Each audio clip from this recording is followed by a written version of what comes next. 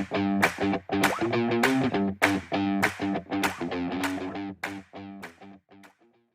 Friends, இன்றைக்கி நம்ம பார்க்க போகிறது ஒரு சிம்பிளான சிக்கன் குழம்பு. அதுக்கு ஒரு கடாயில் தேவையான அளவு எண்ணெய், பட்டை, லவங்கம், சோம்பு, பிரியாணி இலை, கல்பாசி போட்டு அதெல்லாம் நல்லா பொரிஞ்சதுக்கப்புறம் ஒரு மீடியம் சைஸ் வெங்காயம் போட்டு நல்லா வதக்கிக்கோங்க.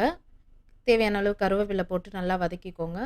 வெங்காயமும் கருவேப்பிலையும் ஓரளவுக்கு வதங்கினதுக்கப்புறம் ஒரு ஸ்பூன் இஞ்சி பூண்டு பேஸ்ட் போட்டு நல்லா வதக்கிக்கோங்க எண்ணெயில். இப்போ ஒரு மீடியம் சைஸ் தக்காளி ஆட் பண்ணி நல்லா வதக்கிக்கிறேன். தக்காளி, வெங்காயம் வதங்கினதுக்கப்புறம் 1/2 kg சிக்கன் எடுத்திருக்கேன். அதையும் போட்டு நல்லா வதக்கிக்கோங்க. இப்போ மசாலாஸ் ஆட் பண்ணிக்கலாம். 1 1/2 ஸ்பூன் வீட்டு மிளகாத்தூள், 1 ஸ்பூன் மிளகுத்தூள், 1/4 டீஸ்பூன் மஞ்சத்தூள், கரம் மசாலா, தேவையான அளவு உப்பு போட்டு சிக்கன் கூட நல்லா மிக்ஸ் பண்ணி விட்டு கொஞ்ச நேரம் ஒரு 5 நிமிஷத்துக்கு அப்புறம் எடுத்து பார்த்திங்கன்னா இந்த அளவுக்கு இருக்கும்.